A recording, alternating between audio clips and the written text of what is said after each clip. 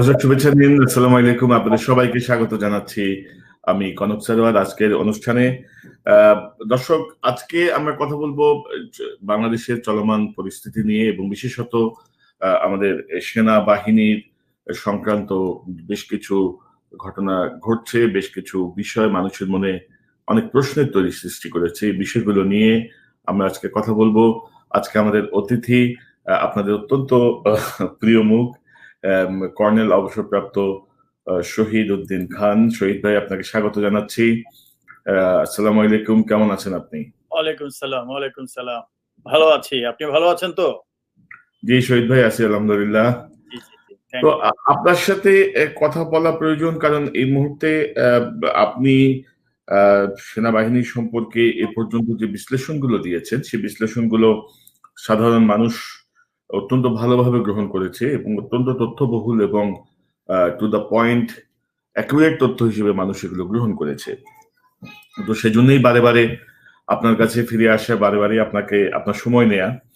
তো আমি প্রথমেই একটু যেতে চাই যে অনেকের মনে প্রশ্ন যে আমাদের সেনাবাহিনীর ভেতরে কি হচ্ছে। আপনি জানেন যে সাম্প্রতিক সময়ে লেফটেন্যান্ট জেনারেল পদে জনাব ওয়াকার সাহেবকে পদোন্নতি দেওয়া হয়েছে এবং তাকে গণভবনে প্রধানমন্ত্রীর উপস্থিতিতে নতুন র্যাঙ্ক পরিয়ে দেওয়া হয়েছে, যেখানে জেনারেল আজিজ অনুপস্থিত ছিলেন, সেনাপ্রধান।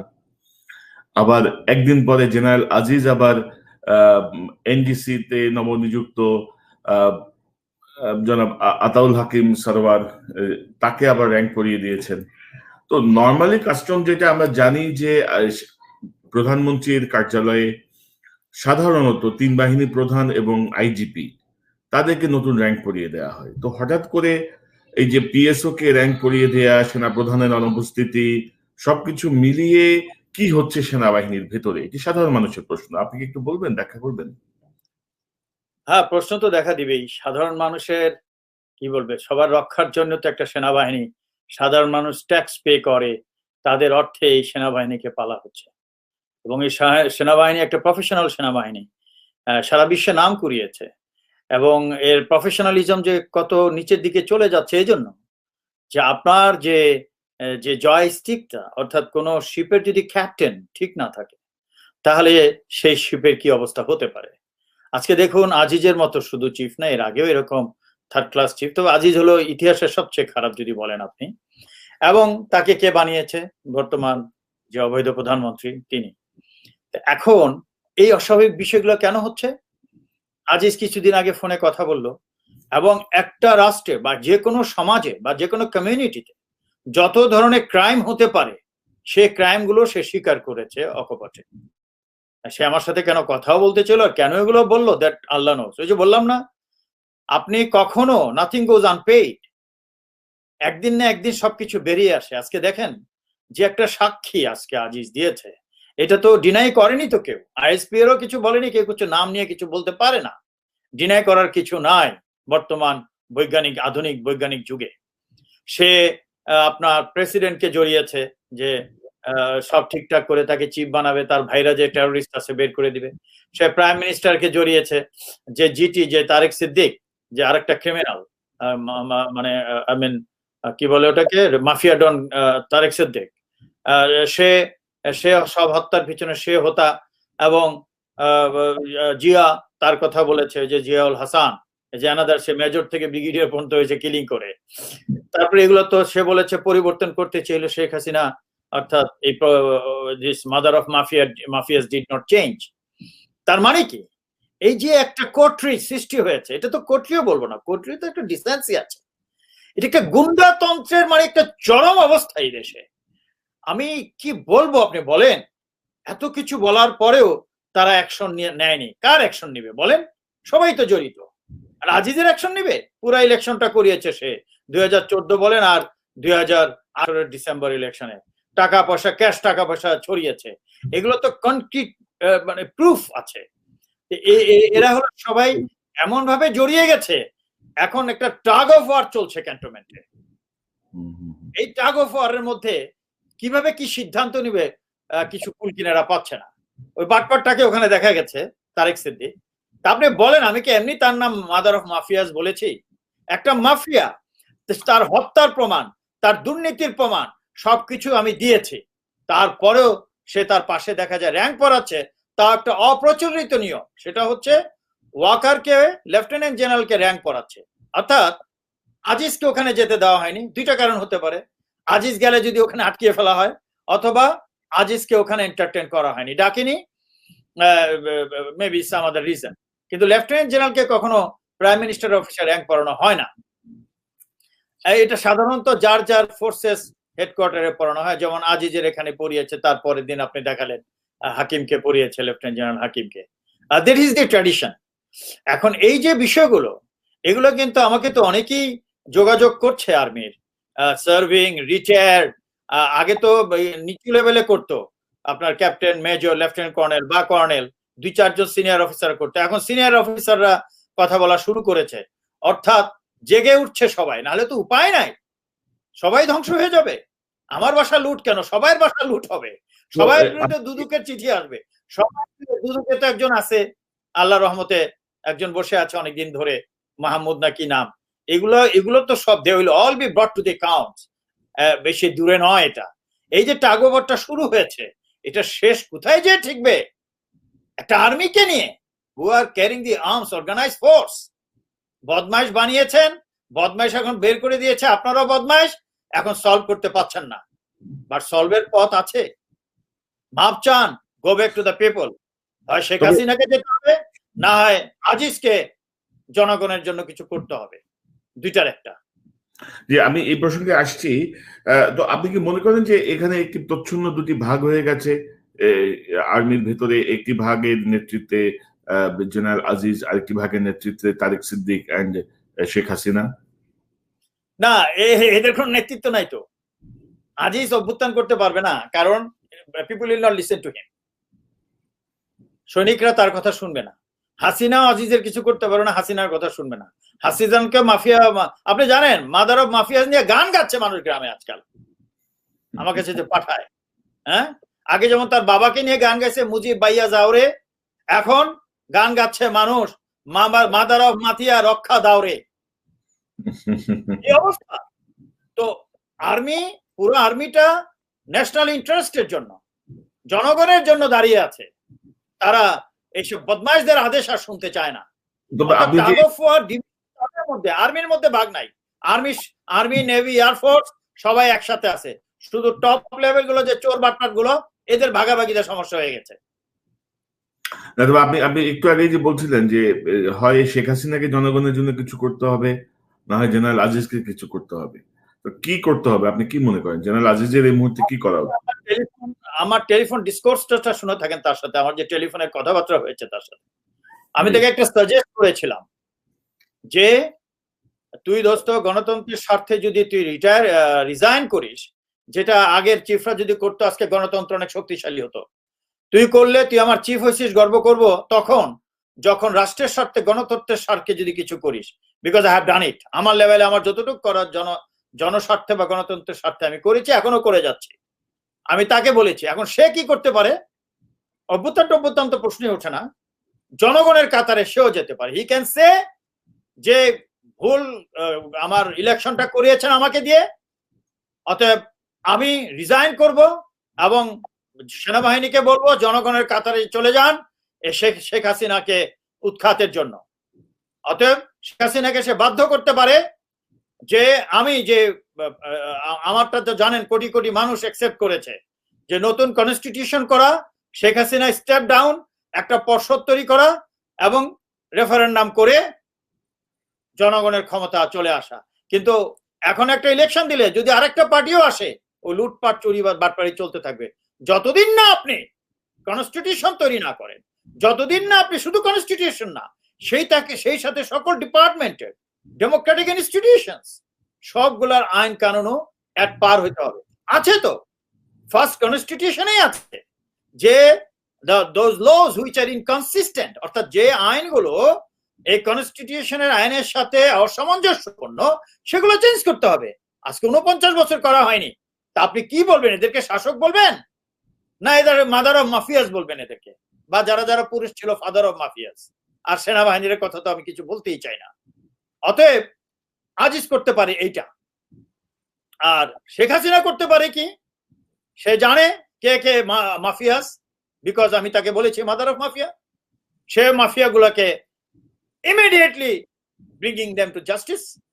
এখন আমি ওই একই জিনিস যেটা আমি আজিজকে করতে বলছি, এই একই জিনিস তিনি জনগণের কাছে যে বলবে, ওকে আমি আর কতদিন বাঁচবো, আমি একটা মুক্তি দিয়ে যেতে চাই মানুষকে, আর পুরোনো ধারায় এই দেশ চলতে পারে না। There has to be a constitution, জনগণের মাধ্যমে রচিত হবে এবং রেফারেন্ডাম হবে, তারপরে রাজনীতি শুরু হবে। সেম উদ্দেশ্য দুজনেরই সেম। এখন who will bell the ring, I mean কে আগে ঘন্টাটা বাজাবে, এই tug of war will lead to a dangerous situation. এটি একটি জটিল সিচুয়েশন বলা চলে। তবে আমরা যতটুকু খবর পাচ্ছি, যেমন আমি যদি বলি যে জেনারেল আজিজের ঘনিষ্ঠ যারা আছেন তাদেরকে কিন্তু সরিয়ে দেওয়া হচ্ছে বা বিভিন্নভাবে কানেক্টেড ছিলেন। যেমন ধরুন general Shafiuddin, lieutenant general Shafiuddin, তাকে গতকাল নিউ ইয়র্কে পোস্টিং দেওয়া হয়েছে, যিনি যাকে নিয়ে আমি আমার একটা অনুষ্ঠানে এনেছিলাম, যিনি ভাত খাওয়া না ডাল খাওয়া নিয়ে অনেক প্রশংসা করেছেন শেখ হাসিনা। যাই হোক, তাকে পাঠিয়ে দেওয়া হচ্ছে নিউ ইয়র্কে। নিশ্চয়ই আমার এলাকায় স্বাগত জানাবো। অন্তত এক পেয়ালা কফি তো খাওয়াইতে পারবো। কফির দাওয়াত অগ্রিম দিয়েই রাখি। তো আমরা যেটা বুঝতে পারছি যে 9 ডিসেম্বর জেনারেল শামস অবসরে যাচ্ছেন, সাধারণ অবসরে। তো বলা হচ্ছে যে এর পরপরই হয়তো জেনারেল আজিজকে সরানোর ব্যাপারে শেখ হাসিনা উদ্যোগী ভূমিকা নেবেন, আরো শক্তিশালী ভূমিকা নেবেন। কারণ জেনারেল শফিক এখনো দৌড়ে আছেন, নতুন যুক্ত হচ্ছেন এই দৌড়ে জেনারেল আকবর, ডিজিএফআই এর সাবেক প্রধান। তো সবকিছু মিলিয়ে আপনি কি মনে করেন যে সেনাপ্রধান যদি জনগণের কাতারে না আসেন, বা সেনাপ্রধান যদি এখন বরখাস্ত হন, বা তাকে যদি ফোর্সফুলি চাকরি থেকে সরিয়ে দেওয়া হয়, আপনি তো এরকম একটা আশঙ্কার কথা বলছিলেন যে গণভবনে গেলে যদি আটকায় ফেলে, তো কি হতে পারে? ধরেন আজিজ সাহেবের কি পরিণতি হবে উনি যদি পদত্যাগ করে, বা উনি যদি সরিয়ে দেওয়া হয় জোর করে, তাহলে কি হতে পারে? আর সেনা আইন কি বলে? আচ্ছা, আজিজের পরিণতির কথা কেন বলছেন? তার পরিণতি সে নিজেই জানে। সারা দেশের লোক, সারা পৃথিবীর লোক জানে যে টেররিস্ট ফ্যামিলি এন্ড ব্রাদার্স আর terrorist, he himself is a terrorist, unfit of an officer became chief of army staff through একটা খারাপ রাজনৈতিক সিস্টেমের মাধ্যমে সরকারকে পাওয়ারে আনার জন্য করেছে। অতএব তার পরিণতির কি আছে? তাকে বের করলেও শেখ হাসিনার মুক্তি নাই। আর আজিজও যদি চলে যায়, if he does not do something, as I said, একটা কন্ট্রিবিউশন, সেটা হলো যে জনগণকে বলে যাবে বা আর্মিকে বলে যাবে, আমি বিদায় নিলাম, আমি চাই যে আপনারা সবাই একটা কনস্টিটিউশনের জন্য, যেটা আমি প্রপোজ করছি, আপনারা সবাই এগিয়ে আসবেন, যেহেতু সবাই এটা সাপোর্ট করছে। আর শেখ হাসিনা তাকে স্যাক করে কে মুক্তি পাবে? এটা হবে? বলেন আমাকে। তারপরে কাকে আনবে? আপনি তো আকবরের নাম বলেন। আকবর কি, এটা আমার আর বলতে চাচ্ছি না, junior officer, I don't want to speak about him. অথবা যে ওয়াকার, ওয়াকার তো দেখতে পাচ্ছেন র্যাঙ্ক করার সময় কি অবস্থা দাঁড়িয়ে আছে, I don't know he has forgotten to stand at শান পজিশন অর নট। তারপরে আপনি দেখুন তারপরে তারেক সিদ্দিক দেখেন, ওই মাদার অফ মাফিয়ার পাশেই আছে। তো মাদার অফ মাফিয়া বলবো না কেন? মাফিয়া পাশে দাঁড়িয়ে আছে, প্রমাণ সহ যে একজন মাফিয়া। এই যে আপনি নামগুলো বলছেন, প্রফেশনাল অফিসার গুলো কোথায় যাবে? অকারের যে কোর্সের যে টপ করা বা ভালো ভালো প্রফেশনাল অফিসাররা, যাদেরকে বিদেশ থেকে ট্রেনিং করে আনা হয়েছে, ট্রেনিং করে আনা হয়নি, তারা যোগ্যতার ভিত্তিতে গেছে, তো সেই ট্রেনিং এর ফল কি সেনাবাহিনী পাবে না? আর যাদের কিনা ব্যাড রেকর্ড আছে, আই এম টকিং অ্যাবাউট, যে আপনি আকবর বললেন বা অন্যান্য যারা আছে, তাদের যদি আনা হয়, তো what will be the fate? এতে তো লাভ হবে না। শেখ হাসিনা আরো মাদার অফ মাফিয়া সিস্টেমটাকে আরো অবনতির দিকে নিয়ে যাবেন। উনি মনে করছেন বিদেশি শক্তি তাকে রক্ষা করবে। Please forget it, this doesn't happen. শক্তি একটাই, যে তোমাকে পৃথিবীতে নিয়ে আসছে, সৃষ্টিকর্তা বা Allah. Believe in that, do not depend on others. and continue to repeat the bad things, bad precedents. Damage তো যাওয়ার হয়ে গেছে। আমি জানি না তার এই ডিজাস্টার থেকে ফিরে আসার মতো কোনো সুযোগ আছে কিনা এ মাদার অফ মাফিয়াস। তবে আমার যা মনে হচ্ছে আই রিজনেবলি অ্যাসিউম দ্যাট তিনি হয়তো ফিরতে পারবেন যদি কিনা আমি যেটা অফার করলাম, if it is done only is possible. জনগণের কাতারে আসুন। 18 কোটি লোক একটা শক্তিশালী সংখ্যা। এই সংখ্যাকে আপনি কেন শক্তিশালী কাজে লাগাবেন না? Why are you thinking about Aziz কাজিজ, এই তারেক সিদ্দিক, আনকুত, এদেরকে নিয়ে চিন্তা করছেন কেন আপনি?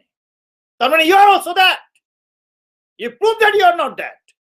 Then I will not call you mother of mafia. I will call you mother of democracy. So do it.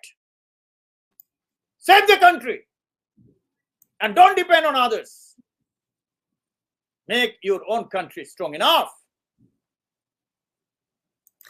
তো এই জায়গাটা তো আমরা তো কথা বলছি, এবং ধরুন যে সেনাপ্রধানের যে ফোনালাপ, এই ফোনালাপের পরে আসলে সেনাপ্রধান যা বলেছেন তাতে তো আসলে তারেক সিদ্দিক সহ একটি গ্রুপের বিরুদ্ধে কঠোর অ্যাকশনে যাওয়ার কথা।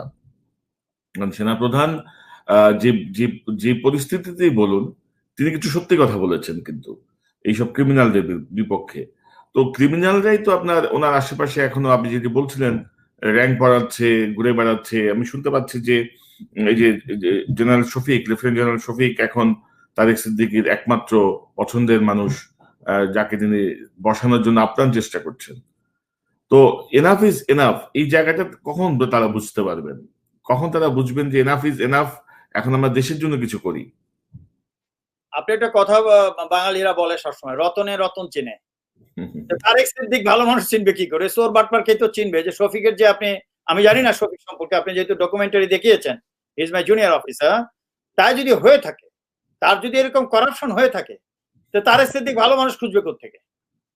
রতনে রতন চিনবে না। আমার কথা হচ্ছে তারা they will never return to the senses. এটা আপনি চিন্তা করার কোনো কারণ নাই। তারা কখনো তাদের বুদ্ধিদীপ্ত মানুষে ফেরতে আসবে না। তারা গণ, এটাকে কি বলা হয়, দে আর ফিনিশড। তাদের মনের ভিতরে যে কল্প, বিশ্বাস, মনুষ্যত্ব, এগুলো শেষ। they will never come back unless they are burnt off. I mean, they leave the world. আর না হয় এরা ফেরত আসবে না। সো কার দায়িত্ব এখন? দায়িত্ব জনগণের। দায়িত্ব জনগণ নেওয়ার আগে বিস্ফোরিত অবস্থায়, বিস্ফোরণ হয়ে যাবে। আমি বলেছিলাম এর আগে আপনার কথা, স্মাউল্ডারিং ফায়ার, ভস্মাচ্ছাদিত বন্যা হিসাবে আছে। অতএব এই মাদার অফ মাফিয়াকে এখনো বলছি, try to understand the situation. I want that you don't behave the way you have been behaving for a few years. অতীতে যে বছরগুলোতে আপনি যেই চিন্তাধারা ভাবে কাজ করেছেন, মাফিয়াদের মাধ্যমে দেশ চালিয়ে ধ্বংস করে দিয়েছেন দেশকে, ওখান থেকে ফিরে আসুন। বারে বারে উন্নতি হয়েছে বলুন না প্লিজ, এটাকে উন্নতি বলে না। ওই ব্রিটিশ আমলেও ওই যখন হয়েছিল, আপনার হার্ডিন ব্রিজ হয়েছিল, ওই পদ্মা, যে পদ্মার উপরে আপনি এক যুগ ধরে একটা ব্রিজ বানাচ্ছেন, ওই ব্যবসা চালিয়ে যাচ্ছেন একটাই। ওই তখন হার্ডিন ব্রিজে যখন ব্রিজ করেছিল, তখনও বাঙালি হিন্দু যারা বানিয়া বোঝেন তো, যারা ব্রিটিশ দালাল ছিল, এমনকি ঠাকুর ফ্যামিলিও ছিল, যদিও আমাদের উনি বিশ্বকবি, ওইটা বিসাইড দ্য স্টোরি। তো এরকম বানিয়ারা তখন বলেছিল যে ব্রিটিশই একমাত্র মুক্তি, এত বড় ব্রিজ করেছে, হিন্দু মুসলমান গন্ডগোল করে খামাখা ব্রিটিশদের বিরুদ্ধে লেগেছে। তো উন্নতি মানুষের মনে, মানুষের মননশীলতার মধ্যে উন্নতি অন্য জিনিস। মানুষ শান্তিতে ঘুমাতে চায়, তার ইজ্জত রক্ষা করতে চায়, তার মা বোনদের ইজ্জত রক্ষা করতে চায়, তারা যে ট্যাক্স দেশে ট্যাক্সের টাকা জনগণের কাজ দেখতে চায়, তারা তাদের সামরিক বাহিনীকে শক্তিশালী দেখতে চায়, তারা তাদের সামনে যে আদর্শ বড় বড় উপাধির লোকরা আছে তাদেরকে আদর্শবান দেখতে চায়, মাফিয়া হিসাবে দেখতে চায় না। আমি তাই বলছি, mother of mafia, still time is there to understand. বুঝুন, ওই পদ্মা ব্রিজ নিয়ে ব্রিটিশরা ব্যবসা করেছিল, যেটা হার্ডিন ব্রিজ বলে, ওই পদের উপরে আপনিও করছেন। সাধারণ মানুষ ওই ব্রিজ দিয়ে যেতে পারবে না। যে টোল হবে, যে বাস ভাড়া হবে, যে ট্রেন ভাড়া হবে, সাধারণ মানুষের কিছু হবে না।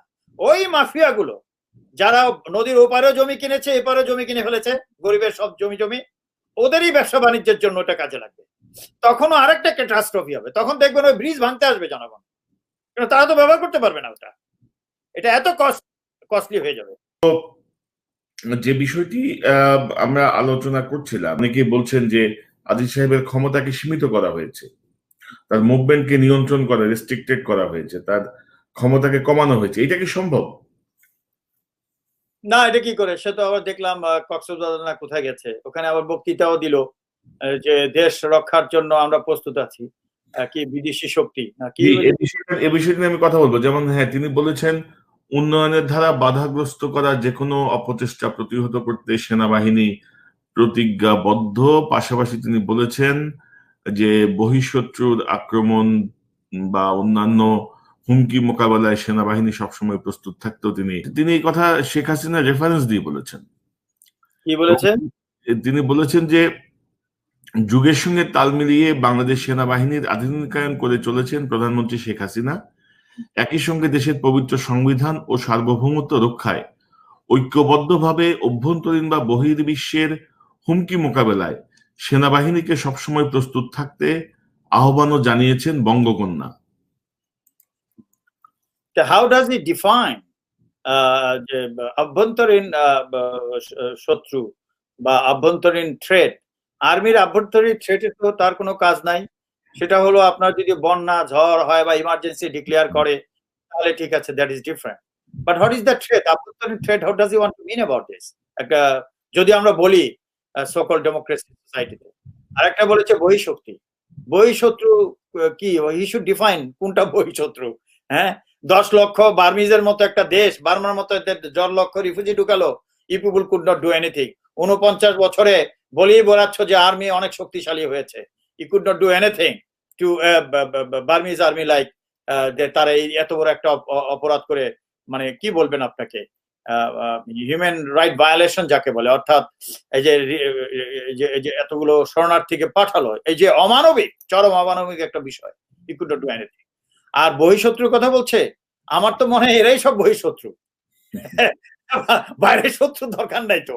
বহিঃশত্রু তো মানুষ বলছে যে আজিজ তো কাজিজ তো তারেক সিদ্দিক তো শেখ হাসিনা, এরাই তো বাংলাদেশে বহিঃশত্রু আসার দরকার নাই তো। এদের মতো লোক থাকলেই বিদেশিরা অ্যাক্সেস পাবে। বহিঃশত্রুর আগেই তো আমরা আমাদের যারা এজি, আপনি যাদেরকে বলেন আইজি বলেন, আইজিজ, ইন্টারেস্ট গ্রুপ, ইন্টারেস্ট গ্রুপস তো দেশকে মানে ফোকলা বানিয়ে ফেলছে ইতিমধ্যেই। তো এই জায়গায় কি কারো কোনো দায়িত্ব নাই? আপনি বহিঃশত্রু করছেন। বহিঃশত্রু কি কেন? শুধু আভ্যন্তরীণ শত্রু যে সামনে যেগুলো দেখা যাচ্ছে, কেউ কাকে ঘায়ল করতে পারছে? বহিঃশত্রু তো পড়ার কথা। হাসিনা না পারছে আজিজকে সরাতে, বিকজ সবাই তো ইনভলভ। আজকে পুরো জাতি, সারা পৃথিবী জানতে পেরেছে তাদের সম্পর্কে। না পারছে তারেক সিদ্দিককে সরাতে। শত্রু তো নিজের সামনে আছে, একজনকে একজন সরাতে পারছে না, যাদের জন্য তাদের পজিশন একদম অত্যন্ত ভালনারেবল হয়ে গেছে, কি বলে, নাজুক হয়ে গেছে। একজনকে একজন সরাতে পারছে না। বহিঃশত্রু আসলে তুই কি করবি? What will you do? You cannot face the enemies you have in front of you. Crore crore টাকা লুট হয়ে গেছে, ব্যাংক লুট হয়ে গেছে। আপনি জানেন কি করছে? আমার বিরুদ্ধে যে বলেছে আমি নাকি টাকা ছাপিয়েছি, বুঝছেন? টাকা ছাপিয়ে বিদেশে নিয়ে গেছে। আমি জানি না টাকা ছাপিয়ে বাংলাদেশে, অথচ আসল টাকা যারা পাচার করেছে, কোটি কোটি টাকা পাচার করেছে, মাদার অফ মাফিয়াস জানে, সবাই জানে। আজিজ বিদেশে ব্যবসা কোথায় করেছে, এগুলো আসবে ভবিষ্যতে, ঠিক আছে? তো এগুলো ফেস না করে বহিঃশত্রু, এইসব গল্প 49 বছর ধরে বলতেছে, মানুষ হাসে এগুলা শুনলে। সেনাপ্রধানদের মুখের থেকে শুনলে সেনাপ্রধান কি বলবে? এগুলো হলো মাফিয়া প্রধান, উপপ্রধান। এদের কাছ থেকে এইসব কথাই তো শুনবেন 49 বছর ধরে মানুষ যা বলে আসছে। মানুষ হাসে এগুলা শুনলে। বহিঃশত্রু তো কি, আভ্যন্তরীণ শত্রু, ফাজিল কোথাকার। রাষ্ট্র শেষ করে দিচ্ছ। রাষ্ট্রে আজকে আপনি জানেন ক্যাটাস্ট্রফি দ্যাট গোয়িং অন, এগুলা করার আরেকটা কারণ হচ্ছে হলো এই যে মানুষ অভাবে মারা যাচ্ছে, তারপরে এই যে রোগে ভাইরাসে যে মারা যাচ্ছে, এটার সঠিক মানে এই যে ট্রিটমেন্টটা কিভাবে হবে বা এর যে আপনার সঠিক পরিসংখ্যান, আপনার পরিসংখ্যান না থাকলে how do you fight it out? আপনি তো ফাইটই করতে পারবেন না। তারপরে এত বড় একটা যে আপনার দেশে দুর্ভিক্ষ সহ সবকিছু চলছে, এটার দিকে খবর নাই। দুর্ভিক্ষ তো একটা বহিঃশত্রু এবং ভাইরাসও তো একটা বহিঃশত্রু। What is you control this? এটা তো কন্ট্রোল করতে পারিসনি। সিএমএইচ অনেকে মারা গেছে। ওইটা নানা রকমের ঘটনা ঘটিয়ে একটার পর একটা ঘটিয়ে করোনার বিষয়টা তো একদম আলাদাই করে, মানে একদম আড়ালে নিয়ে যাওয়া হয়েছে। পাশাপাশি এই যে সরকারি যে ব্রিফিং টিফিং ছিল এগুলো সব বন্ধ করে তারা এক ধরনের স্বাভাবিক পরিস্থিতি দেখাতে চাচ্ছে। তো আমাদের দেশের জন্য প্রচন্ড দুঃখজনক যে আমরা এত অসহায়। আমি বলবো সাধারণ জনগণকে, শেষ পর্যন্ত শেষ হয়ে যাবেন, কিন্তু আপনারা যদি নিজের দেশ নিজে রক্ষা না করতে পারেন, এই 2-4 গুন্ডা দিয়ে শেষ হয়ে যাবেন। আপনি জানেন আওয়ামী লীগের নেতারাও ফোন করে আমাকে, বিএনপি অন্যান্য নেতারা তো আছেই, এবং কি তৃণমূলের, যে আমরা রাজনীতি করেছি দেশের জন্য, কিন্তু এখন তো রাজনীতি নাই। আপনি যে স্যার বলেন গুন্ডাতন্ত্রের কাছে আমরা কিছুই না। আমাদের হয় গুন্ডা হতে হবে, না রাজনীতি ছাড়তে হবে। তাহলে এইসব কথা বললে সুইসাইড করেন, আপনি রাজনীতি করেন, এইসব কথা বলেন, জনগণ অর্গানাইজ করেন এবং আপনাদের সংবিধান, রাষ্ট্রের সংবিধান যেটা প্রয়োজন সেটা করুন। বা আপনার যে আওয়ামী লীগ বা আপনার যে বিএনপি, আপনার যে ছাত্রদল ছাত্রলীগ, তাদের যে ঐতিহ্য যদি ভালো হয়ে থাকে, ভালো ফিরিয়ে আনুন। পার্টি ছাড়বেন কেন? পার্টি যারা চলতে দিচ্ছে না তাদের মাইনাস করুন এবং রাজনীতি যেন ভালো মতো করতে পারেন সেই সংবিধান করুন। এই যে একটা মূর্তি নিয়ে চলছে, আপনি এটা কেন করছে? এখন শেখ হাসিনা ইস্যু খুঁজছে, এরা ইস্যু নিয়ে তো আসছে রাজনীতিতে, বুঝতে পেরেছেন? সততার সাথে তো রাজনীতি করেনি, ইস্যু বের করছে যে একটা ইস্যু টিস্যু যদি দেওয়া যায় তাহলে তো। দেখেন মামুনুল হক, আপনি তো দেখালেন বোধহয় কালকে না পরশু, মামুনুল হক আবার বঙ্গবন্ধু কন্যা টন্যা বলে বেশ সম্মান টন্মান করে কথা বলতেছে। তার মানে কি দিস ওয়াজ কন্ট্রোল? এই কথা তো আমি আপনার আজ থেকে 1-1.5 মাস আগে যে আপনার এখানে বক্তব্য রেখেছি, আমি বলেছি না যে এরকম রায়ট বা কোনো একটা ইন্টারনাল সমস্যা সৃষ্টি করবে, all are control by Sheikh Hasina. এই যে বিরোধী দল যেগুলো দেখতে পাচ্ছেন রাস্তায়, ছাত্র আছে কতগুলা, আবার যে বদভূত করে কথা বলে এগুলো কতগুলো আছে, এগুলা সব ডিজিএফআই পে করে। লোকগুলো আসে, জড়ো হয়, চলে যায়, পৃথিবীকে দেখায় আমাদের দেশে ডেমোক্রেসি প্র্যাকটিস হচ্ছে। আর এখন এই যে মৌলভী সাহেবরা নেমেছেন, এটা এই ছবিগুলো পাঠাচ্ছে ওয়েস্টার্ন কান্ট্রিতে যে আমাদের দেশে এরা আবার উগ্র ইসলামিক দলগুলা জেগে উঠছে। আমি বলবো আপনারা যারা নেমে আসছেন একটু বুদ্ধিমান হন। ইসলামে যেটা আছে যে রাষ্ট্র নায়ক যদি খারাপ হয় তার বিরুদ্ধে কথা বলুন। আপনারা তো তার বিরুদ্ধে কিছুই বলছেন না। মূর্তি বানাচ্ছে কি বানাচ্ছে না, ওটা মূর্তি না মূর্তি পূজা না ভাস্কর্য, ঠিক আছে, এটা তো বড় সমস্যা না। এই সমস্যার সমাধান করা যাবে, এটা আমাদের হাতেই আছে। তার চেয়ে বড় সমস্যা যেটা লক্ষ লক্ষ মানুষ না খেয়ে মরছে, রোগে মারা যাচ্ছে, দুর্নীতি হচ্ছে, দেশ বিক্রি হয়ে যাচ্ছে, সেটার বিরুদ্ধে নামান না কেন আপনারা? আপনারা ডাক দিলে, আমি এর আগে বলেছি আপনাদেরকে যে ফ্রান্সের প্রেসিডেন্ট কি বলেছে মহানবীর বিষয়ে, আপনারা নেমেছেন, আলহামদুলিল্লাহ, নামা উচিত বলেছে, প্রতিবাদ করেছেন, কোনো করেননি, কোনো ভায়োলেন্স করেননি, ঠিক আছে। কিন্তু রাষ্ট্র শেষ হয়ে যাচ্ছে, আপনার নিজের দেশ, তাদের জন্য নামেন না কেন? আপনারা তো নামলেন ভাস্কর্যের বিরুদ্ধে, এখন আবার তার যার ভাস্কর্যের বিরুদ্ধে নেমেছেন তার পক্ষে সুন্দর বঙ্গবন্ধু টঙ্গবন্ধু বলে জাতির জনক মা, তারপরে কি তার মাদার অফ মাফিয়াকে বললেন যে জননেত্রী, দেশের উন্নতি করতেছে, দিস দ্যাট। এগুলো কি হচ্ছে আমি কিন্তু আসলে বুঝে উঠতে পারি না। এনারা কি ইসলামের নর্মস ফলো করছেন নেতাগুলো? আমি সাধারণ যারা আসে তাদের কথা বলছি না, কি নর্মস ফলো করছেন? এই যে mother of mafia Sheikh Hasina থেকে ধ্বংস করে দিচ্ছে, এটা নিয়ে তো কেউ কিছু দুইটা কথা বলছেন না।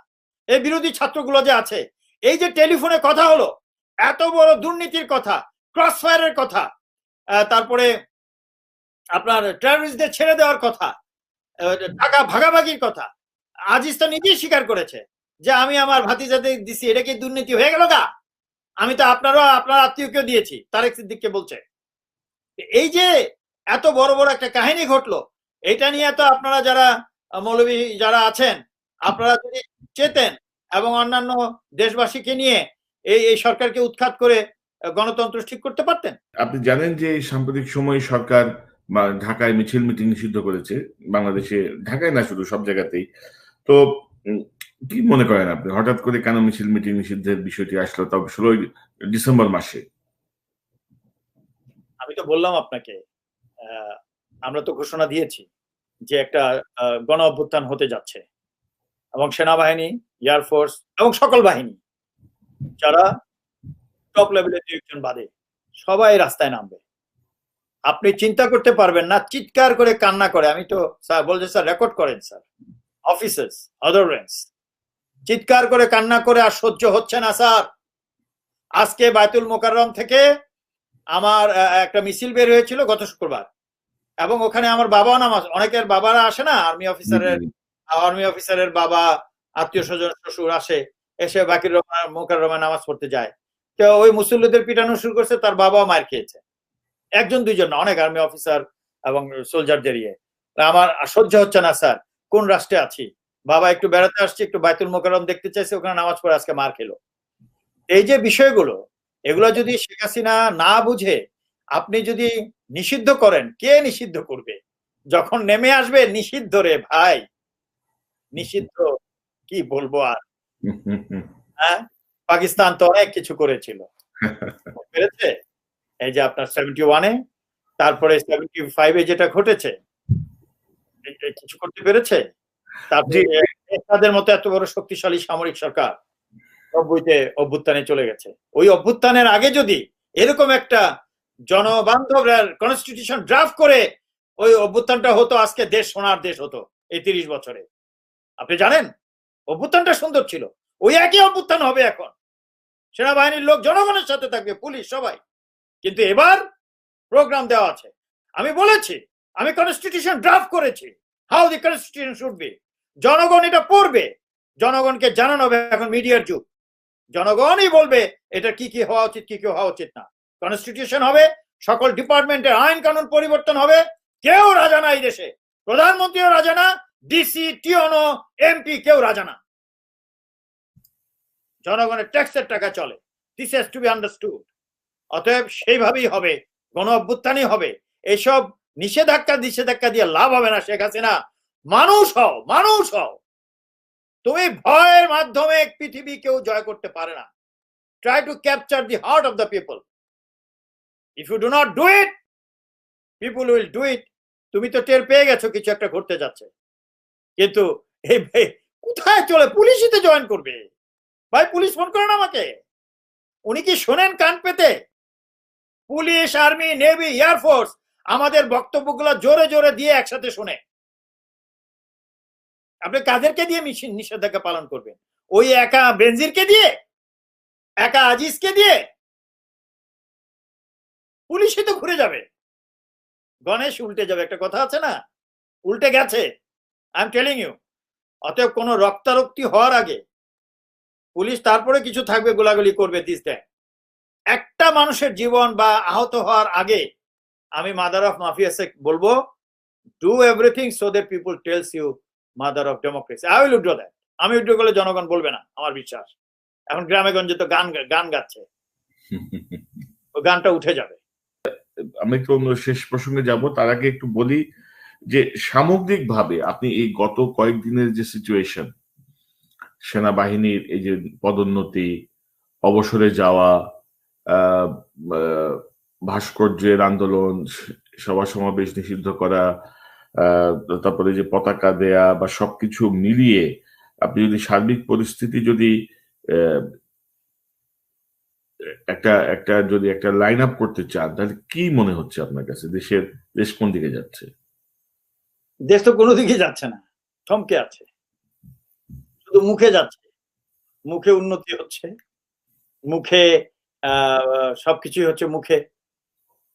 আপনি চিন্তা করেন ভাস্কর্যের সমস্যাটা কেন আনলো সরকার এবং কাদেরকে উস্কে দিল? ভাস্কর্যের বিরুদ্ধে কথা বলো, মূর্তি না ভাস্কর্য না মূর্তি। মানে আপনি চিন্তা করে দেখেন, এটা একটা আমাদের রাষ্ট্রীয় সিদ্ধান্তের বিষয়। শেখ হাসিনা কিন্তু এ নিয়ে কোনো কথা বলে নাই। যে এত কিছু ঘটছে, সে তো রাষ্ট্রের চিফ এক্সিকিউটিভ, সে মানে ধরে নেন অবৈধকর যাই হোক, কোনো কথা বলছে না। কারণ কি, সে তো এটা চাইছে যে একটু গন্ডগোল হোক। এই গন্ডগোল টন্ডগোল দিয়ে যত বছর থাকা যায়, এটাই তো তার টেকনিক। এবং আজিজের বিষয়টা হওয়ার পরে সবাই তখন they should have pulled up their socks. বিশেষ করে শেখ হাসিনা, তাকে তো ইমপ্লিকেট করা হয়েছে। তার তো অ্যাকশনে যাওয়া উচিত, অর্থাৎ অ্যাকশনে যে বাড়ি পাঠানো, আরো অনেক কিছু করা উচিত। একটা ডেঞ্জারাস জিনিস বেরিয়ে আসছে, সেটা না করে সে কি করে আজিজকে সরাবে, স্মুথলি সরাতে তো পারছে না, বিকজ সবই তো একসাথে চুরি বাটপারি করেছে এবং ইলেকশন হাইজেক করেছে, সেটা পারছে না। এখন অন্য কাউকে বানানো যায় কিনা? ওয়াকার তো অনেক জুনিয়র, তারই কোর্সের সিনিয়র অনেক আছে। হ্যাঁ, তাদের ফার্স্ট ম্যান হলো হুমায়ুন, হুমায়ুন। তারপরে আছে আরো অনেকে আছে, বলতে পারছি না, মতিউর পসিবলি একজন।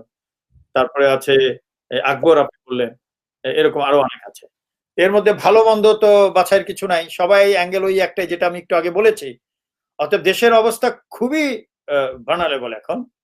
এবং যদি সরকার কোনো বড় একটা ক্যাটাস্ট্রফি বা রক্তারক্তি, আহত নিহত অবস্থা যদি সৃষ্টি না করেন, কেন মানুষের দেওয়ালে পিঠ থেকে গেছে, তাহলে যদিও এখন অবৈধ হোক যাই হোক, সরকারের ধরে আছে তো একটা position, if they do not act, তাহলে কিন্তু জনগণ তো অ্যাক্ট করবে এবং সফলও হবে। তখন that will not be a good precedence, সেটা পৃথিবীর কাছে একটা ভালো উদাহরণ হবে না। তবে এটা ঠিক, এই গণ অভ্যুত্থানে একটা আমূল পরিবর্তন আসবে। মানুষের হয়তো একটু রক্ত দিতে হবে, মানুষের যুদ্ধ করতে হবে, হতাহত হতে পারে। এবং আমি আজকে আরেকটা ঘোষণা দিচ্ছি, যদি কোনো হতাহত হয়, আমি এর আগেও বলেছি যে বিজনেসম্যানরা আপনারা দোষী না, আপনাদেরকে দেড় বছরের মধ্যে সময় দেওয়া হবে, সব অর্থ নিয়ে আসেন, বাংলাদেশকে ইন্ডাস্ট্রি করে ছেড়ে দেন, আপনাদেরকে প্রশ্ন করা হবে না। দোষী হলো ওই মাফিয়ারা, অতএব মাফিয়াদের বিচার হতে পারে, আপনারা না। অতএব যেহেতু এটা করবেন, অনেকে বলছে যে ওই পর্ষদ গঠনের পরে তারপরে ওই চুরি করা টাকা ফেরত এনে তারপরে নো, যেদিন পর্ষদ গঠন করা হবে, এই গণ অভ্যুত্থানে যে ব্যক্তি আহত হবে, তার যদি বেশি আহত হয়, অর্থাৎ পঙ্গু হয়ে যায়, তাহলে তার ছেলে মেয়ে তাকে চালানো হবে, ক্যাশ মিনিমাম 50 লক্ষ টাকা দেওয়া হবে। যে মারা যাবে তাকে মিনিমাম 1 কোটি টাকা দেওয়া হবে, এবং সেটা দেওয়া হবে পর্ষদ গঠনের পরই, এই না যে একদিন ভবিষ্যতে দিব। এইভাবে লিস্ট করা হবে, কেননা বাংলাদেশে একটা বর্গ আছে মানুষের।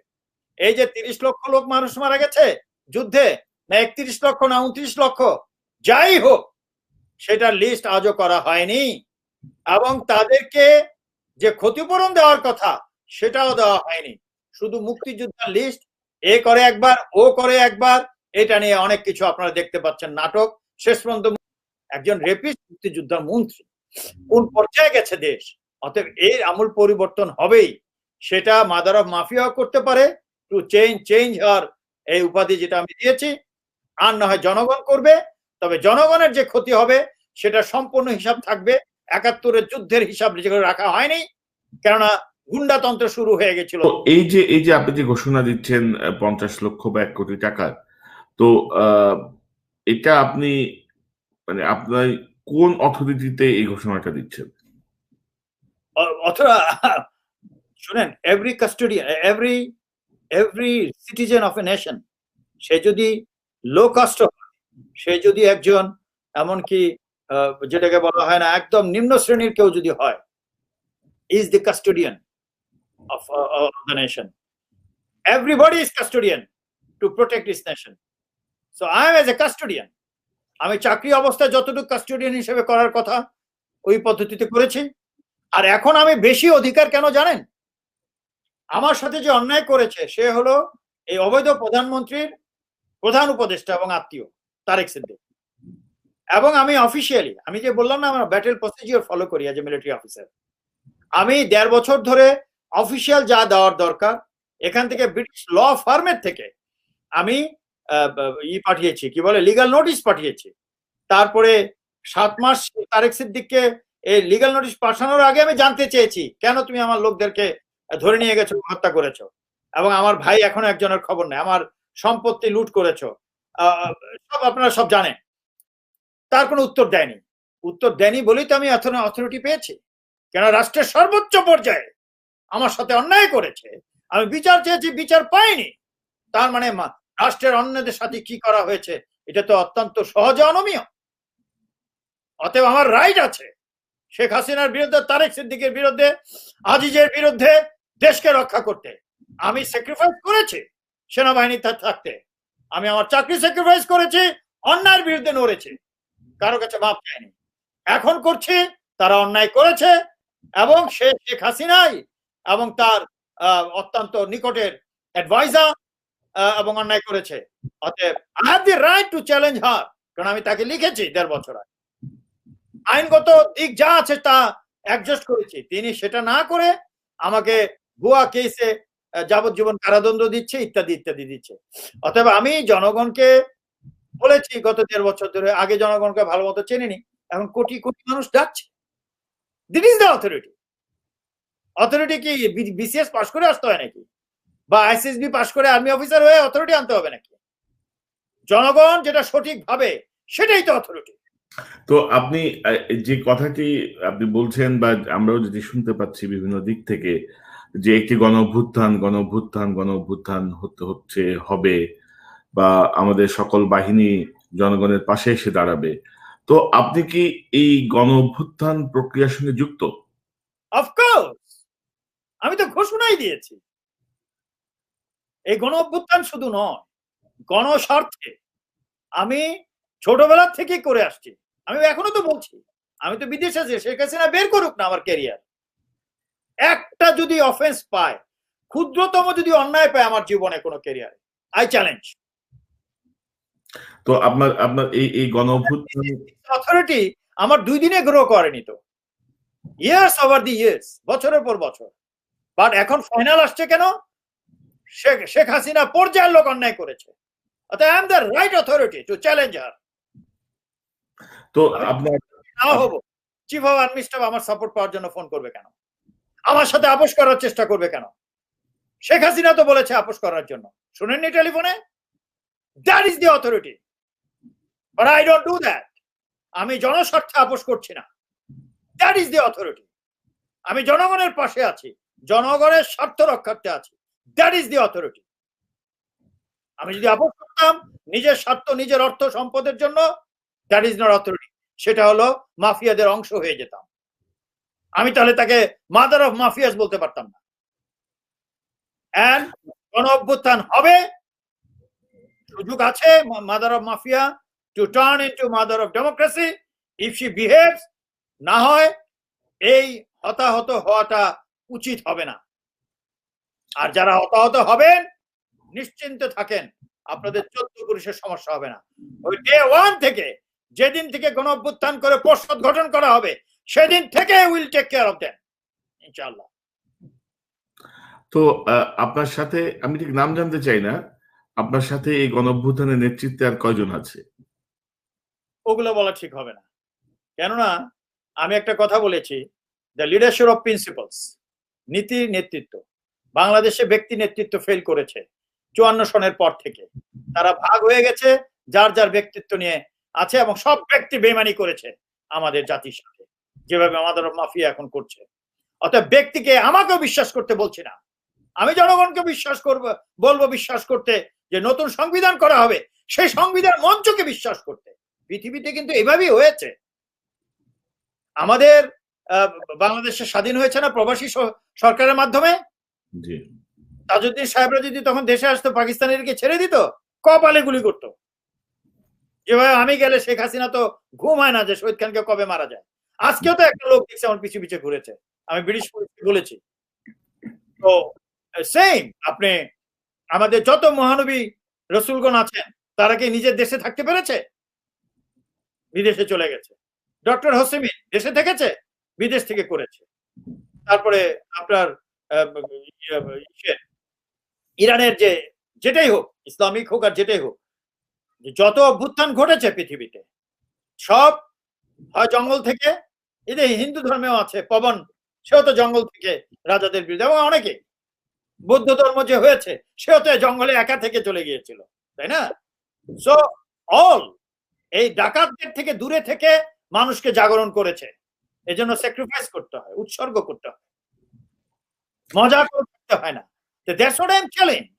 যে নামগুলো যদি বলি, এখন মনে করেন 12 জন আছে আমার, আমি নাম জানতে চাচ্ছি না। 6 জন দেখা গেল আমার সফল হওয়ার 2 দিন আগে বিক্রি হয়ে গেল, তো গেল তো আমার সব শেষ হয়ে। এই জন্য বলছি ব্যক্তিতে বিশ্বাস করা যাবে না।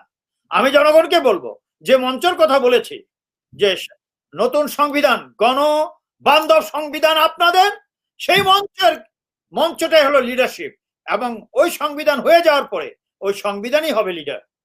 এবং তখন যদি মাদার অফ মাফিয়ার মতো লোকই ওই সংবিধানের আন্ডারে রাজনীতি করতে আসে, তাকে ফেরেস্তা হইতেই হবে, জনগণের বন্ধু হইতে বাধ্য হবে।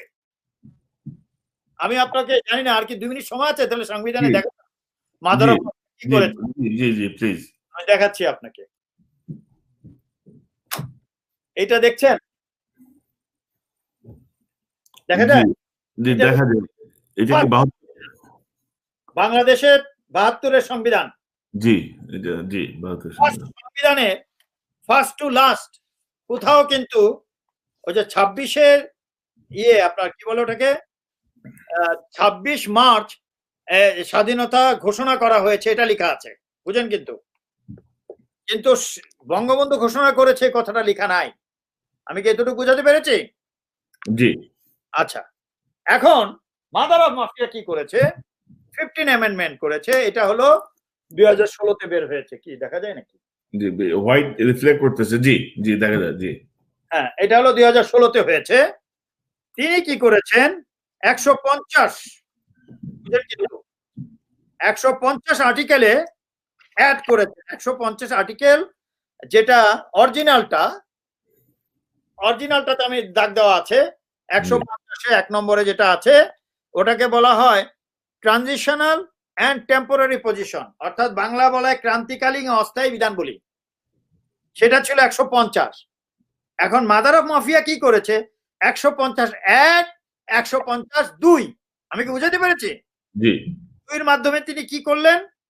তখন শিডিউল থাকে সংবিধানে, অর্থাৎ ওটাকে বলা হয় বাংলায় তফসিল। আমাদের ফার্স্ট সংবিধানে 4র্থ তফসিল ছিল, এখন এটাতে 5ম, 6ষ্ঠ, 7ম করেছে ইন লাইন বাই এডিং 150(2), অর্থাৎ 7ই মার্চের ভাষণ ইন করেছে, তারপরে আপনার রেসকোর্সের ভাষণ, তারপরে সে ঘোষণা দিয়েছে, সেটা আপনার ওই যে আপনার 26 তারিখে ঘোষণা দিয়েছে। এই 26 তারিখে ঘোষণা দিয়েছে, এই ফার্স্ট কনস্টিটিউশনে কিন্তু নাই। এখন আপনি বলবেন এটা কোত্থেকে আসছে? সেটা আসছে হলো আর্টিকেল 151। অরিজিনালটাতে ছিল যে নিম্নলিখিত আদেশ সমূহ এত দ্বারা রহিত করা হলো।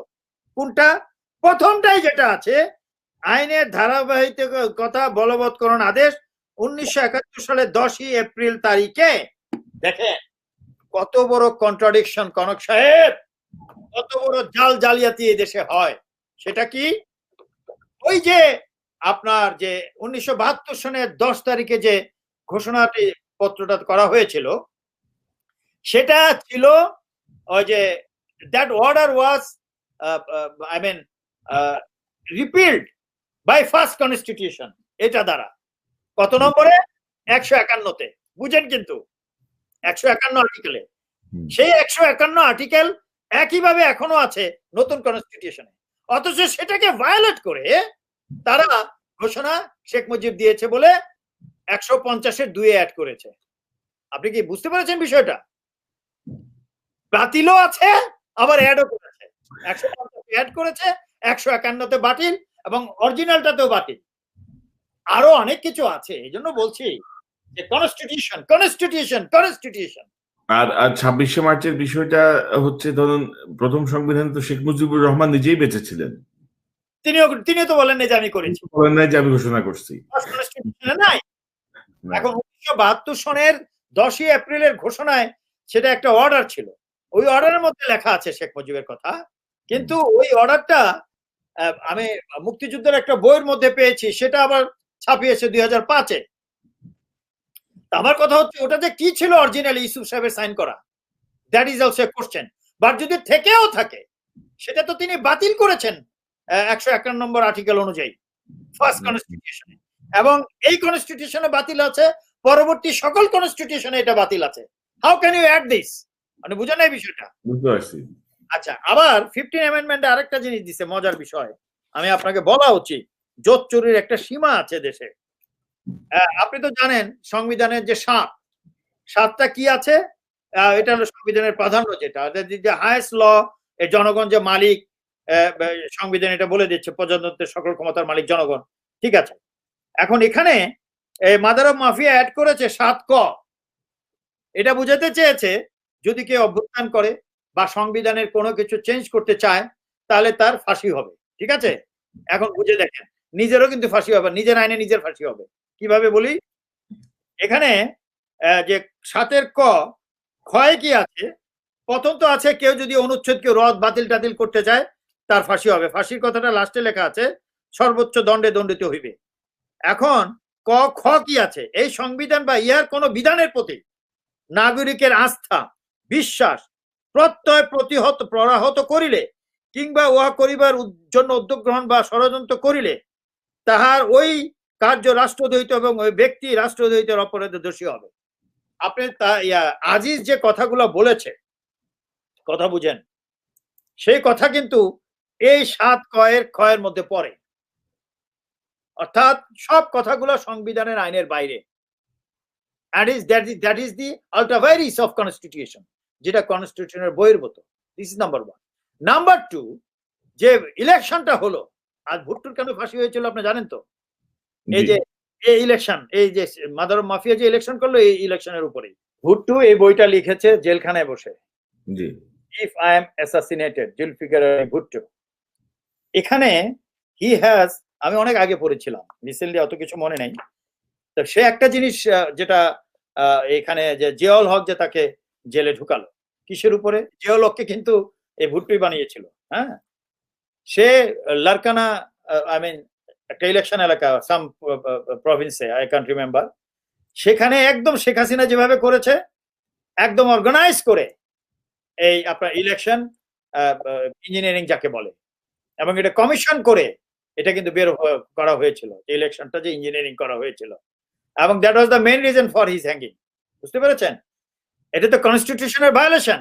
এখন শেখ হাসিনা যে 30 ডিসেম্বর ইলেকশনটা করিয়েছে, ইলেকশন তো হয়নি, জি, এবং এটার যে জোট চুরি হয়েছে, সে তো কনস্টিটিউশন ভায়োলেট করেছে। 7-এর খ, নিজে যে আইন বানিয়েছে, ও তো নিজেই ফাঁসি হবে। I am telling you. তার আজিজ যা বলেছে তো সে তো আছেই, খুন খারাপি, দুর্নীতি, আপনার এক্সট্রা জুডিশিয়াল কিলিং, এটা তো আছেই, প্লাস আপনার ফাঁসি তাদের হইতেই হবে, বিকজ আপনি কনস্টিটিউশন ভায়োলেট করেছেন, জনগণের রাইট আপনি হনন করেছেন। ঠিক আছে, মানে নিজের বিধানেই শেখ হাসিনা নিজেই ফেসে যাচ্ছেন, ফেসে গেছেন, অলরেডি ফেসে গেছেন। এটা রিপেয়ার করার সুযোগ তিনি যদি ভাবেন করবেন, নাহলে ওই যে পাপে বাপকে ছাড়ে না, একটা কথা আছে না, somebody has to pay both at in this world and after death, pay করতে হবে। যে গণেশ শহীদ, আমরা একদম শেষ প্রান্তে, আমি আপনাকে একটি আমার ভিডিও লাইব্রেরিতে আমার একটি সংগ্রহে এই বক্তব্যটি পেলাম। কয়েক বছর আগে শেখ হাসিনা তিনি একটি দলীয় অনুষ্ঠানে প্রধান অতিথির ভাষণ রাখছিলেন, তার একটি বক্তব্য, ছোট একটা ক্লিপ। এত বড় একটা ঘটনা বাংলাদেশে কি কোনো লোক জানতে পারলো না? কেউ কোনো পদক্ষেপ নিল না? ওই লাশ পড়ে থাকলো 32 নম্বরে, কেন? সে উত্তর আমি এখনো পাইনি। এত বড় সংগঠন, এত নেতা কোথায় ছিল?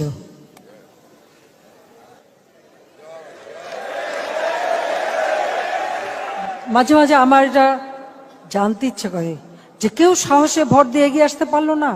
এই যে শেখ হাসিনার এই যে উপলব্ধি, আপনি কি মনে করেন যে গত 12 বছরে শেখ হাসিনা যেভাবে দেশ চালিয়েছেন, বা 12 বা 14 বছর যদি বলি, আপনি কি মনে করেন যে যদি কম্পেয়ার করেন দুই শাসন ব্যবস্থা, 72 থেকে 75 এবং 2008-9 থেকে বর্তমান সময় পর্যন্ত, এই বক্তব্যের আলোকে আপনার পর্যবেক্ষণটা কি হবে? দেখেন, 1975 সনে আমি ক্লাস 5-6-এ পড়ি, অফকোর্স তাই 7-এ পড়ি। এখন বিষয় আছে। উনি যেভাবে কাঁদছেন, ওই যে কান্নার ব্যবসা আমি একবার বলেছিলাম না আগের বক্তব্যে, উনি যে কাঁদছেন, উনি যদি মিন করেন যে তখনকার কেউ কি ছিল না আওয়ামী লীগের, হ্যাঁ, আওয়ামী লীগ তো তখন ছিল না, তখন তো বাকশাল ছিল, আওয়ামী লীগ তো ওর ফাদারই কবর দিয়েছে। কেউ কি আসলো না আমার দলের, তখন তো তার দল ছিল না, বলে লাভ কি, বাট কেউ এগিয়ে আসেনি। তো উনি যদি মিন করেন, এটা মনের ভিতর থেকে মিন করেন যে সত্য ঘটনাটা ঘটেছিল, দুঃখজনক, তাহলে উনি আজকে যে বিহেভটা করছে জাতির সাথে, সেটা যায় না। অর্থাৎ তিনি তাহলে আমি বলবো বছরের পর বছর একটা কান্নার ব্যবসা করেন। আর তিনি যদি মিন করে থাকেন, তাহলে তিনি রাজনৈতিক শক্তিকে নিয়ে বিশ্বাস করতেন, রাজনৈতিক শক্তি নিয়ে দেশ চালাতেন, গণতন্ত্র থাকতো দেশে। তিনি তারেক সিদ্দিক, আজিজ, চোর, গুন্ডা, বদমাইশ এদেরকে নিয়ে দেশ চালাতেন না। এখন সে গুন্ডা বদমাইশদেরও ম্যানেজ করতে পারছেন না। ওই যে ফ্র্যাঙ্কেনস্টাইন, এই কথা তো সত্য। আপনি ফ্র্যাঙ্কেনস্টাইন সৃষ্টি করবেন, তারা আপনাকে খাবে, এটা পৃথিবীর নিয়ম। তাহলে কান্নাকাটিটা নাটক। এখন আমি তো একটা প্রমাণ দেখাচ্ছি আপনাকে। এখানে একটা বই আছে আমার মোটামুটি তারেক সিদ্দিক কতগুলো বই বাংলাদেশে ডাকাতি করছে আমি জানি না। এই একটা বই দেখতে পাচ্ছেন, অ্যান্থনি মার্কানহাস লিখেছেন। এটার ফার্স্ট পেজেই আছে, শেখ হাসিনাকে জিজ্ঞেস করেছে 10 years after Mujib death, his daughter Hasina told me that she could not get the agreement of relatives and neighbors in their home place, village of Tungipara to erect suitable monument. People affect differently when you are not in power. প্রশ্ন হচ্ছে, কত সুন্দর কথাটা পরে বলেছে। অর্থাৎ সে তখন পাওয়ারে ছিল না, এরশাদ তখন পাওয়ারে, মৃত্যুর 10 বছর পরে জিজ্ঞাসা করছে মাসকারেনহাস। শেখ হাসিনা তখন দুঃখ করে বলেছে যে আমার বাবার কবরের উপর একটা, ওটা কি বলে, স্মৃতিস্তম্ভ নাকি, একটা লোকরে রাজি করাতে পারেনি টুঙ্গিপাড়ার বাড়ির আশেপাশে কাউকে।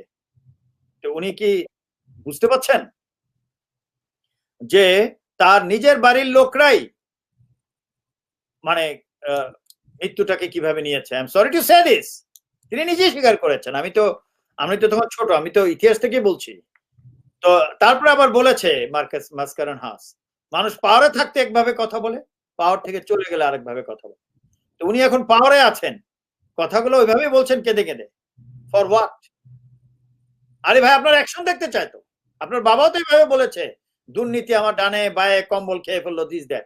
কজনকে উনি জেলে ঢুকিয়েছিলেন? হ্যাঁ, উনি তো আরো রেপিস্টকে ছেড়ে দিয়েছেন। সেই রেপিস্ট এখন মন্ত্রী, তার মেয়ের মন্ত্রী। শুধু রেপ করেনি, হত্যা করেছে একটা নববধূকে, আর সে মুক্তিযোদ্ধা মিনিস্ট্রি লিড করছে। আর আমাদের যে কতগুলো মহিলা পুরুষ যে রাস্তায় নেমেছে যে ধর্ষণের বিরুদ্ধে সংগ্রাম করতে, তারা তো প্রথম ওকে টেনে বের করা উচিত ছিল মিনিস্ট্রি থেকে। You are the first rapist, তোমাকে দিয়ে শুরু করলাম আমরা, বা শেখ হাসিনা তাকে স্যাক করে এটা করা উচিত ছিল। এগুলো কান্নার অভিনয়। ওনার এখনো সময় আছে, আমি আবারও বলছি, এগুলা দেখার কোনো দরকার নাই। তিনি কিছুদিন আগে, কালকে আপনি যে একটা ভিডিও দেখালেন তার, সে বলছে কিছুই যাবে না, সাথে কি বুংবাং বললেন আর কি, ধন সম্পদ, টাকা পয়সা, বাড়ি গাড়ি, অথবা যারা অস্ত্র শস্ত্র নিয়ে মনে করতো বিশ্বে সব থেকে শক্তিধর, কথায় কথায় বোম্বিং করছে, কথায় কথায় গুলি করছে, কথায় কথায় মারছে, কোথায় গেল সেই শক্তি নাই, শেষ। আল্লাহ রাব্বুল আলামিনের খেলা বোঝা খুব ভার। উনি যে কথাগুলো বললেন, এগুলো হলো আগেকার আমলের রাজনৈতিক ব্যবসা। উনি তো একই কাজ করছেন, কথায় কথায় গুলি করে মেরে দিচ্ছে, কথায় কথায় যাবজ্জীবন কারাদণ্ড। হ্যাঁ হ্যাঁ, অস্ত্র শস্ত্র যার আপনার লাইসেন্স অস্ত্র তাকে আপনি এই দিচ্ছেন, আর আপনার এই র্যাবকে বানিয়েছেন আপনার মারণাস্ত্র, আপনার নিজের লোকদের হত্যা করছেন, পুলিশকে বানিয়েছেন মারণাস্ত্র, তারপরে ভোট চুরি করছেন, সবকিছুতে আপনিই করছেন। যে দোষগুলো বললেন আপনি তো করছেন। এগুলো কি, এসব ভনিতার তো কোনো কারণ নাই, এসব বলে লাভ আছে? এসে মানুষের মন গলে না। আপনার হিপোক্রেসি দিন শেষ, মানুষ এগুলো বোঝে। এগুলো দিয়ে মানুষকে কনভিন্স করতে পারবেন না, কাজ করে কনভিন্স করেন। এই কথা তো আপনি 2012-তে বলেছিলেন, আপনাকে ছাড়া সবাইকে কেনা যায়। পার্লামেন্টে বলেছেন, যাদের কেনা যায় কজনকে ধরেছেন? সবাই এখন পায়ের উপর পা তুলে গুলশানের বাড়িতে বসে সুন্দর ভিডিওতে স্টেটমেন্ট দিচ্ছে টিভিতে। সবাই দেশে বিদেশে বেগমগঞ্জ না বেগম কি বেগম পাড়া না কি যেন হ্যাঁ, এগুলোর খোঁজ নিতে পারেন না আপনি? বেগম পাড়াটারা কেন তার ছেলে তার মেয়ে সম্পর্কে জয় যে তার ছেলে, তারপরে তার মেয়েকে নিয়ে যে কি নাম যেন পুতুল, এই যে কথাগুলো উঠতেছে এগুলো কি ডিফেন্ড করেছেন উনি? এগুলো কি ডিফেন্ড করছে? যাই হোক, কন্ট্রোল করতে পারেননি যেহেতু এখন মনের কথা বলতেছেন, ধর্মের কথা বলতেছেন, আপনি কি বলে তাহাজ্জুদ পড়েন, ঠিক আছে, তো ধর্মের কাজ করেন করেন, নাহলে তো রেহাই পাবেন না, তো রেহাই নাই, আই এম টেলিং ইউ। তো সেজন্য আমি বলতেছি যে যেহেতু আপনি ইসলামের কথা বলেন বা যে ধর্মের কথাই বলুন না কেন, সেই ধর্মের বইগুলো পড়ুন, সে অনুযায়ী কাজ করুন, নাহলে এর পরিণতি আপনাকে ফেস করতে হবে। এইসব ডিসকোর্স দিয়ে লাভ হবে না। জি কর্নেল শহীদ, আমরা আজকের অনুষ্ঠান শেষ করতে চাই। আপনার জন্য সর্বশেষ 30 সেকেন্ডে যদি আপনি কোনো মন্তব্য বা কোনো বার্তা দিতে চান, 30 সেকেন্ডে আপনার সঙ্গে তো নিতে চাই। আমি সেটা বলবো, আপনি একটা প্রশ্ন করেছেন যে গণ অভ্যুত্থানের আপনি কি লিড দিচ্ছেন বা অথরিটি কিনা। আমি আবারও বলছি, ব্যক্তি নেতৃত্ব নয়, নীতির নেতৃত্ব, অর্থাৎ কনস্টিটিউশন হবে জনগণের, সেই মঞ্চটার নেতৃত্ব। প্রত্যেকটা জনগণ নেতা, প্রত্যেকটা জনগণই কর্মী। অতএব এই অভ্যুত্থান হবে গণ অভ্যুত্থান যদি কিনা Sheikh Hasina mother of mafia নিজেকে মাদার অফ ডেমোক্রেসি করার চিন্তা করেন। আমি জনগণকে কথা দিচ্ছি, বেঁচে থাকুন আর মরে যান, এই সংগ্রাম জয়ী হতে হবে এবং আপনাদের সন্তান আত্মীয় স্বজনের দায়িত্ব সরকারের, সেই পর্ষদের, এবং পর্ষদ গঠন করার পরের দিন থেকেই এই দিস ইজ মাই ওয়ার্ড, এটাই আমার শপথ, আপনারা লিখে রাখুন, কাম ফরওয়ার্ড। ধন্যবাদ, উৎসর্গ হলেও ইনশাআল্লাহ। Thank you. ধন্যবাদ কর্নেল শহীদ আপনার মূল্যবান সময়ের জন্য। দর্শক, আপনারা যারা এতক্ষণ এই অনুষ্ঠান দেখলেন, আপনাদের সবাইকে অসংখ্য ধন্যবাদ জানাচ্ছি। সচরাচর আমি কোনো মন্তব্য করি না অনুষ্ঠানের শেষে, আমি শুধু আহ্বান জানাই যে বাংলাদেশের গণতন্ত্র, মত প্রকাশের স্বাধীনতা, বিচার বিভাগের স্বাধীনতা এবং সুশাসন প্রতিষ্ঠার জনগণকেই করতে হবে এবং জনগণকেই রুখে দাঁড়াতে হবে সকল ধরনের ফ্যাসিস্ট তৎপরতা। কারণ জনগণের শক্তি রোখার মতো কোন ফ্যাসিস্ট এ পর্যন্ত পৃথিবীর বুকে জন্ম নেয়নি, পৃথিবীর ইতিহাস তাই বলে। দর্শক, ভালো থাকুন, আবারও দেখা হবে ইনশাল্লাহ। আসসালামু আলাইকুম।